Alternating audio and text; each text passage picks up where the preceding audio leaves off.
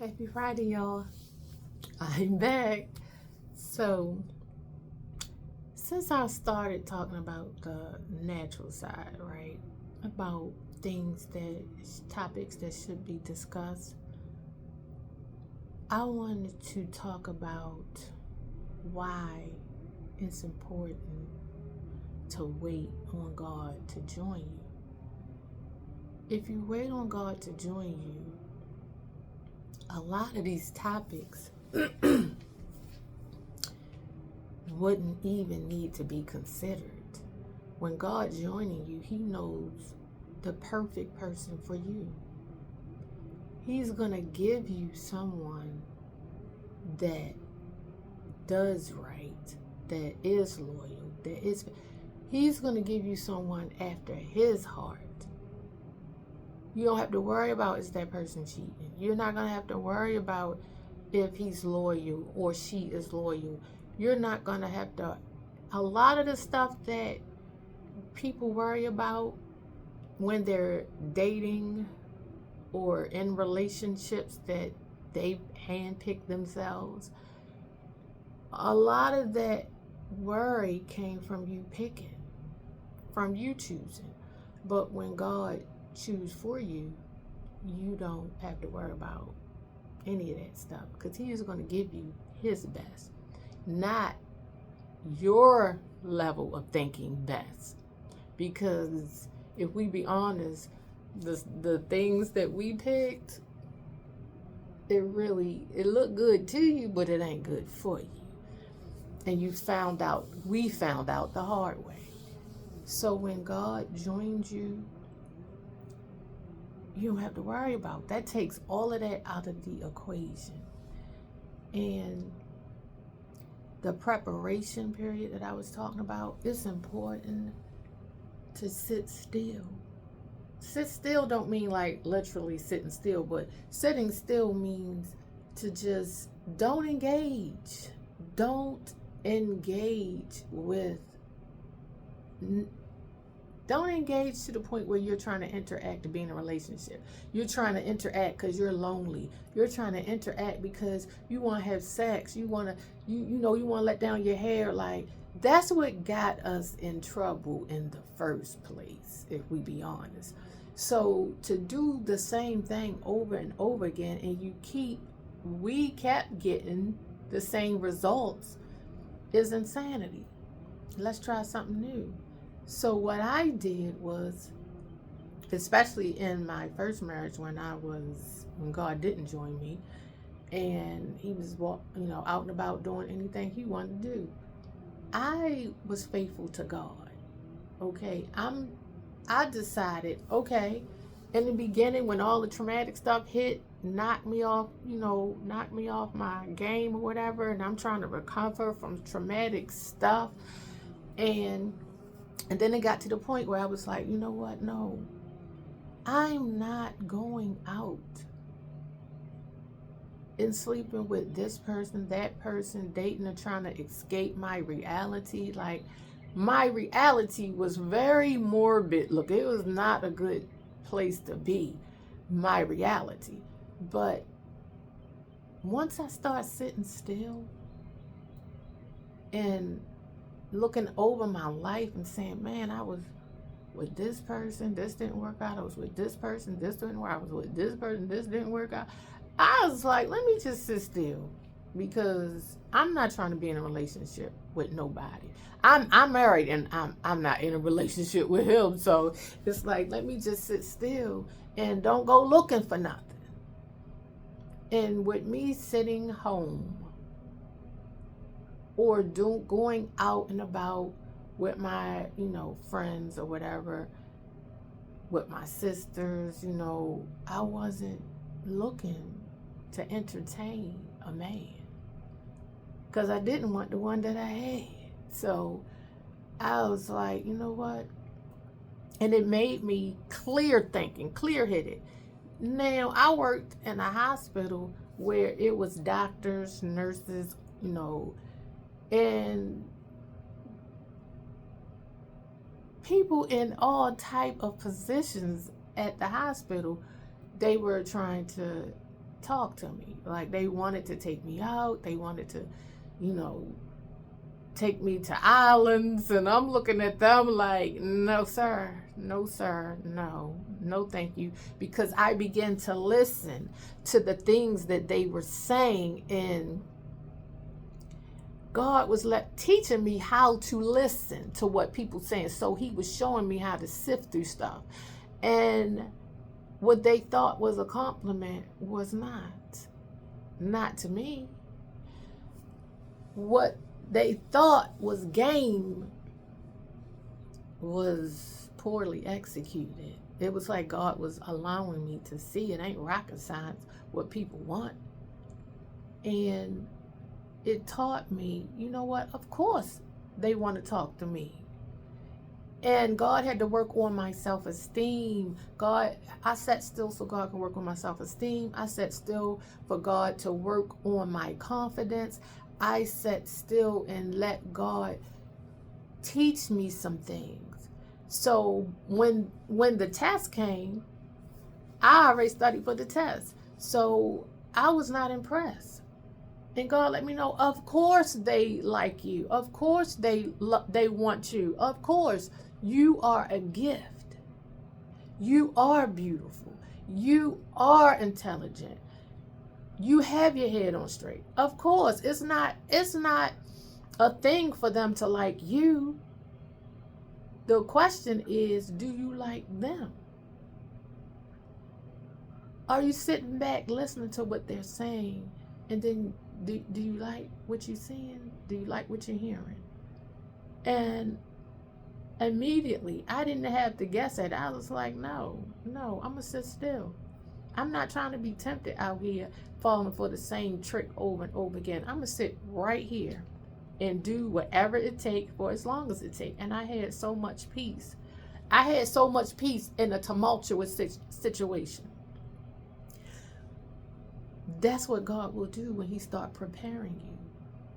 He deals with the things that you've gone through up until this point and heal you to a place where when he's ready to bring you his best, you're prepared for it. I sat still where everybody that was with in my past, it was purged out of me. Like, all of the stuff, I felt really like he rebirthed me again, like I was reborn again, because nobody was touching me. Nobody was I wouldn't let nobody mess with my mind. It was me and God. And the more I had that me and God mentality, the more at peace I was. But it was the preparation process. My preparation process took 10 years. I ain't saying this is for y'all, you know what I mean? But this is my story. While I was in a marriage, I still waited in the marriage. And God was preparing me. And you know what? I'm glad I waited. I'm glad I didn't take no prisoners. You know what I mean? I ain't had no casualties of war like, oh, we together, or we not together, or we together, or we ain't together, so I can do what I want to do. You know, I didn't do that. And I'm glad I didn't, because I was like, I respect my body too much. I respect myself. I love myself too much. Sometimes we say we love ourselves, but we don't treat ourselves like we love ourselves. Getting with this person, sleeping with that person, that's not an indicator that you love yourself. That's an indicator that you have a lust problem, and it's okay, because people have lust problems. But sit with God and figure out what is that about. You know what I mean? You're lonely, so sit with God and figure out why you're actually lonely. Like, what is it? And you can always pray to God and say, can you just calm this desire of wanting to sleep with people down? Like, can you shut it down? Because I need you to work on my heart. I need you to work on my whole mind, body, and soul. And I don't want to feel nothing that's going to pull me back to do the things that I was doing that was hurting me anyway. So sometimes you just got to ask God to do it, and he will do it. because y'all deserve it. You deserve to be cleaned, spiritually cleansed from all of that mess that you went through. You deserve to get a fresh start, a clear head, make better decisions, not just by off of emotions, but God-led experiences, not flesh-led experiences, not emotionally led experiences, but God-led experiences. And he will teach you some things and open up your eyes to some things. And like I said earlier, in the previous post, God was talking to me without taking me straight to the Bible. Eventually I opened up the word and he began to show me, like, this is an example of what I was teaching you.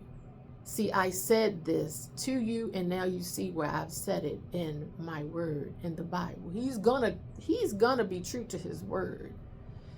Not only that, it was confirmation after confirmation, and I'm like, wow, okay, so I was getting into the flow, really intentionally looking to see how is he speaking to me, till I began to get a pattern about how this relationship worked.